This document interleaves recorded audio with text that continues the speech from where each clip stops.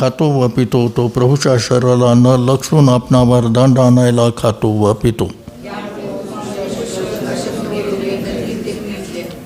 कारण जर आपण आपलाच निवाडा केला असता तर आपला न्याय करण्यात आला नसता.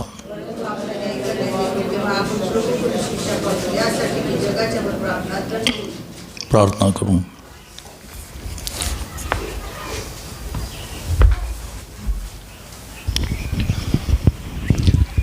आमच्या आकाशातील अत्यंत थोर, कृपाळू, न्यायी, पराक्रमी, सर्व समर्थ, सर्व सत्ताधार देव बापा, पुन्हा एकदा आपल्या अतिश्रेष्ठ नावाने आम्ही आपल्या चरणाजवळ आलो आहो.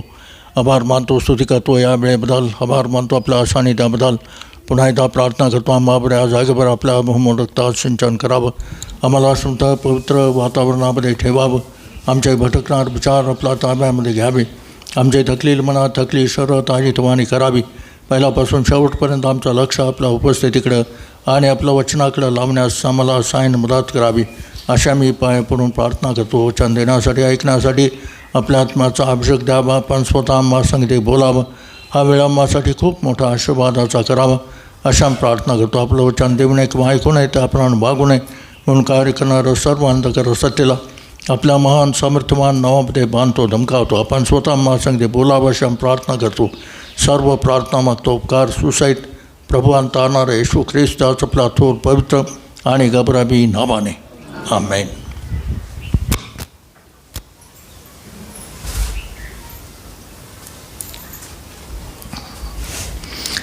इफिस्करास पत्र 2 अध्याय. इफिस्करास पत्र 2 अध्याय.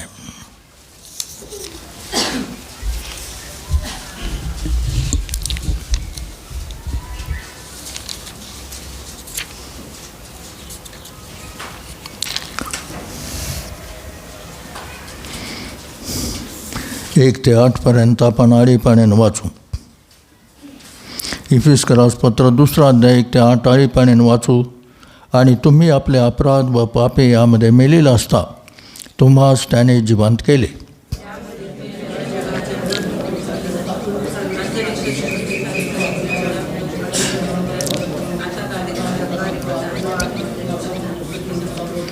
त्याच्यामध्ये आम्ही सर्वपूर्वी आपल्या देहस्वभावाच्या वासनाप्रमाणे वागलो. आम्ही देहाच्या व मनाच्या इच्छा तृप्त करीत होतो आणि स्वभावाने इतरांप्रमाणे क्रोधाचे लेकरे होतो.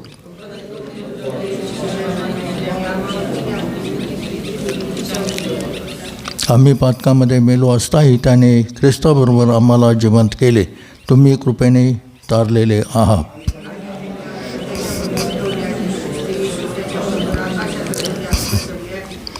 यासाठी की ख्रिस्त येशूमध्ये त्याची आम्हावर जी दया आहे तिच्या युगाने येणाऱ्या युगामध्ये त्याने आपल्या कृपेची अपार संपत्ती दाखवावी.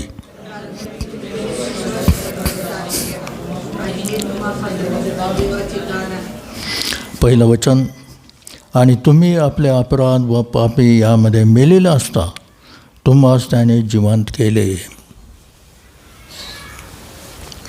मिसर देशातून इस्रायल लोकांची सुटका होणं अशक्य होतं.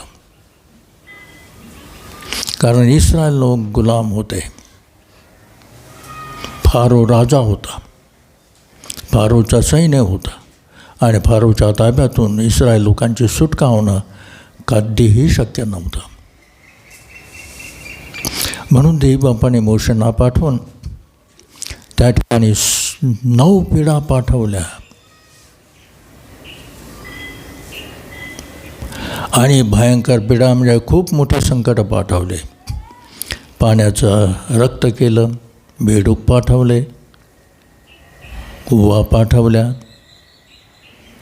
गोमाशा पाठवल्या, गळवेफोड पाठवले आणि अंधकार पाठवला आणि मरी पाठवली, टोळ पाठवले. किती 9 पिढ्या पाठवल्या. सर्व मिसर देश हातरून गेला.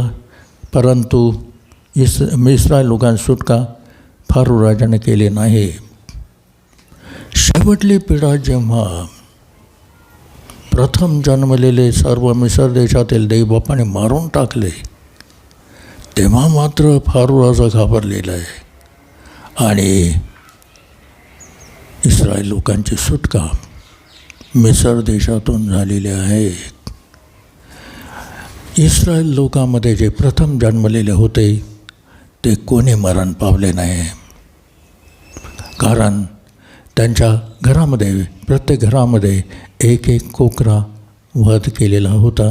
त्याचं रक्त दाराबायांना कपाळपट्टीला दाराच्या लावलेलं होतं. ते पाहून जो नाश करणारा देवदूत होता त्यानं त्या घरातील प्रथम जन्मलेले मारून टाकले नाही, परंतु मिस्री देशामध्ये मिस्री लोकांच्यामध्ये सर्व घरामध्ये प्रथम जन्मलेले पशुचे, मनुष्याचे मारून गेले. खूप मोठे पीडा पाठवले. इस्रायल लोकांचं मात्र प्रथम जन्मलेल्यांचं रक्षण केलं कोकऱ्याच्याद्वारे. हा कोकरा कोण? प्रभू येशू ख्रिस्त, जे नंतर पुढं अनेक वर्षानंतर प्रभू येशूंचं बलिदान होणार आहे. त्या बलिदानामुळं इस्रायल लोकांची सुटका मिसर देशातून झालेली आहे आणि मरणापासून पण झालेली आहे. अगदी तीच पद्धत या ठिकाणी आहे. जगामध्ये शत्रू सैतान फारो राजासारखा आहे. जग हे मिसर देशासारखं आहे. पहिले मान 2 अध्याय 16-17 लिहिलेलं आहे. या जगामध्ये जे आहे त्या डोळ्याची वासना, देहाची वासना, संसाराची पुषारकी, या सर्व गोष्टीमध्ये शत्रू सैतानानं लोकांना असं बांधलेलं आहे. त्याशिवाय शत्रू सैतानानं आदाम भागेमध्येच आदाम आणि हवा यांना आत्मिकरीतीनं फळ खाल्ल्यानंतर मृत केलेलं आहे. तिथून ते जगामध्ये जे सर्व निर्माण लोक झाले ते सर्व आत्मिकरीतीनं मेलेले. फक्त जीव आणि शरीर जिवंत आहे. आणि अशा रीतीनं त्यावेळीपासून आजपर्यंत सर्व लोकांना आत्मा मेलेला आहे, फक्त जीव आणि शरीर जिवंत आहे. पुष्कळ वेळेस मी आपणाला सांगितलेलं आहे, देवबापाने मनुष्याला स्वतंत्र इच्छा दिली आणि मी सांगितलं आहे आपणाला की आत्मा हा मालक आहे, जीव हा कारभार आहे, शरीर हे नोकर आहे. आत्म्याचं काम आहे जीवावर ताबा ठेवायचं आणि शरीरावर पण ताबा ठेवायचा. परंतु आत्मा मनुष्याचा मेलेला असल्यामुळं तो ताबा जीवावर ठेवू शकत नाही आणि शरीरावर पण शरीराकडून काम करून घेऊ शकत नाही. देवबापाने पण मनुष्याला स्वतंत्र इच्छा दिली, त्यामुळं देवबाप मनुष्याच्या जीवावर ताबा ठेवत नाहीत आणि मनुष्याच्या शरीरावर पण ताबा ठेवत नाहीत. मग ताबा कोण ठेवतो? शत्रू सैतान.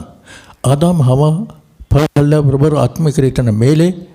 ते आत्म्याद्वारे स्वतःच्या जीवावर ताबा ठेवू शकत नव्हते आणि जीव शरीराकडून आज्ञा प्रदान करून घेऊ शकत नव्हता. त्यामुळे त्यावेळेपासून सर्व लोक, जगातले लोक शत्रू सैतानानं स्वतःच्या ताब्यामध्ये घेतले. आदाम हवा यांना फळ खायला का लावलं? आत्मिकरीतीनं त्यांनी मरावं आणि सर्व मानवजात शत्रूच्या ताब्यामध्ये यावी. आणि त्यावेळीपासून शत्रू सैतान मनुष्याच्या जीवावर ताबा ठेवतो. जीवामध्ये काय आहे? इच्छाशक्ती, विचारशक्ती, भावनाशक्ती. आणि त्या विचारामध्ये वाईट विचार, वाईट भावना, वाईट इच्छा घालून सर्व मनुष्याचं शरीर आणि मनुष्याला सैतानानं सर्व लोकांना ताब्यामध्ये ठेवलेलं आहे. आणि सैतानाच्या हातातून मनुष्याची सुटका होणं अशक्य आहे. म्हणून जगातले लोक किती पण वाईट वागत आहेत, त्यांना काही समजतच नाही. त्याच्यामध्येच पापामध्येच राहत आहेत. त्यांची सुटका होणं शक्य नाही.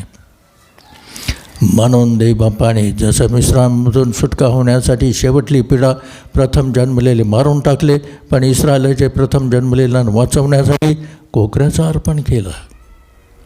तसं तुम्हाला मला सैतानाच्या हातातून सोडवण्यासाठी, मिसर देशात जगातून सोडवण्यासाठी देवबापाने प्रभू येशूंचं बलिदान केलेलं आहे.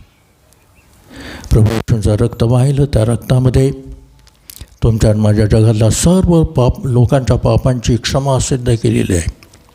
जगातल्या सर्व लोकांच्या पापाचा दंड भोगलेला आहे. आता ते कुणावर मरण येण्याची काही शक्यता नाही, मरण येण्याची काही गरज नाही. परंतु मनुष्याने काय करायला पाहिजे? पाप कबूल करायला पाहिजे. नाही बापा, मी पापी आहे. माझ्या जीवनामध्ये जन्मल्या दिवसांपासून आतापर्यंत बोलण्याद्वारे, विचाराद्वारे, कृत्याद्वारे अमुक पाप केलेलं आहे. मला आठवत नाही असं पण आहे. एक अशा सर्व पाप कबूल करायला पाहिजे. अर्धा तास लागू दे, 4 तास लागू दे, सर्व पाप कबूल करतो मनुष्य, क्षमा मागतो. देवबापा, हे सर्व पापाचा दंड तुम्ही वधस्तंभावर भोगलेला आहे. माझ्या पापांच्या क्षमेसाठी रक्त वाहिलेलं आहे. यावर मी विश्वास ठेवतो. माझ्या अंतःकरणात या, मी तुम्हाला माझा तारणार म्हणून स्वीकारतो म्हटल्याबरोबर देवबाप सर्व पापांची क्षमा करतात. पहिली गोष्ट. दुसरी गोष्ट, प्रभू येशू आमच्या आत्म्याद्वारे आमच्या आत्म्यामध्ये येतात. मेलेला आत्मा जिवंत केला जातो. त्यावेळेपासून मनुष्याची सुटका सैतानाच्या हातातून, मिश्रातून, पापातून सुटका होते. म्हणून तुमची माझी सुटका झाली. त्यावेळेस कोकऱ्याचं बलिदान केलं. आणि आता आम्ही नव्या करारामध्ये पाहतो प्रभू येशूंचं बलिदान त्यासाठी झालं, तुम्हाला मला पापांची क्षमा करावी, न्यायापासून, आज्ञानाकार शिक्षेपासून आमचा प्राण वाचवावा, आमचा मेलेला आत्मा जिवंत करावा आणि सैतानाच्या हातातून आणि मिश्रातून बाहेर काढावं. म्हणून आता तुम्ही मी मिश्रातून बाहेर काढलेले, डोळ्याची वासना, देहाची वासना, संसाराची पुषारकी, या जगातले मित्र, जगातल्या सर्व वाईट गोष्टी, याच्यातून देवबापाने तुम्हाला मला बाहेर काढलेलं आहे. आत्मिकरीतीनं जिवंत केलेलं आहे. तुम्हाला मला तर सगळं समजतं आहे आणि तुमचं माझं जीवन बदललेलं आहे. हे कशामुळं? कोकऱ्याचं अर्पण. म्हणून तर देवबापाने सांगितलं आहे, आठवण करा. तुमची माझी सुटका सैतानाच्या हातातून सहजासहजी झाली नाही, मिश्रातून म्हणजे जगातून सहजासहजी झाली नाही. या जगातल्या पापातून आणि सर्व प्रकारच्या डोळ्याची वासना, देहाची वासना, संसाराची पुषारकी, याच्यातून सहजासहजी झाली नाही. प्रभू येशूने वधस्तंभावर प्राण दिला, मेले, पुरले गेले, पुन्हा उठले. ती सुवार्ता तुमच्यापर्यंत, माझ्यापर्यंत आणली, तुम्हाला मला ऐकवली. त्या दिवशी तुम्ही मी पश्चाताप केला, पाप कबूल केलं, प्रभूंचा स्वीकार केला. त्या दिवशी आम्हाला देवबापाने जिवंत केला, क्षमा केली आणि सैतानाच्या हातातून सोडवलेलं आहे. म्हणून प्रियानो, आम्हीच ठेवलेलं आहे की तुम्ही मी दर रविवारी प्रभूच्या घरामध्ये येऊन प्रभूजींच्या बलिदानाची आठवण करावी. कारण हे बलिदान झालं नसतं तसं तर जसं मिश्रातून इस्रायल लोकांची 450 वर्ष सुटका झाली नव्हती, 430 वर्षापर्यंत, तसं तुमची माझी सुटका झाली नसती. परंतु प्रभूजींच्या बलिदानामुळं, त्या कोकऱ्यामुळं जशी सुटका झाली मरणापासून इस्रायल लोकांची आणि मिश्रातून, तसं तुमची माझी सैतानाच्या हातातून आणि जगातून सुटका झालेली आहे. न्यायापासून, आज्ञानाकार शिक्षेपासून सुटका झालेली आहे. कारण प्रभू येशूंचं बलिदान. म्हणून हे बलिदान अत्यंत महत्त्वाचं आहे. दर रविवारी काय वाटेल ते होऊ दे, कितीही काम असो ते बाजूला ठेवून प्रभूजींच्या घरामध्ये येऊन मेजामध्ये भाग घेऊन, प्रभूजीने 2000 वर्षापूर्वी किती दुःख सोसलेलं आहे वधस्तंभावर, त्याची आठवण करून मेजामध्ये भाग घ्यायला पाहिजे. आणि ही आठवण आमच्यामध्ये कायमची आहे, आम्हाला याची जाणीव प्रभूजींना करून दिली पाहिजे. कारण इतका मोठा बलिदान करून तुम्हाला मला जिवंत केलेलं आहे आणि वाचवलेलं आहे, सोडवलेलं आहे. म्हणून दर रविवारी प्रियानो प्रभूजींच्या मेजामध्ये भाग घेण्यासाठी तुम्ही यायला पाहिजे. मोठ्या आदरानं, नम्रतेनं, दुःख बाळगून आणि दुःखाची आठवण करून मेजामध्ये भाग घ्यायला पाहिजे. देवबाप अशा प्रकारे करण्यास देवबाप तुमचं माझं सहाय्य करोत. प्रार्थना करू.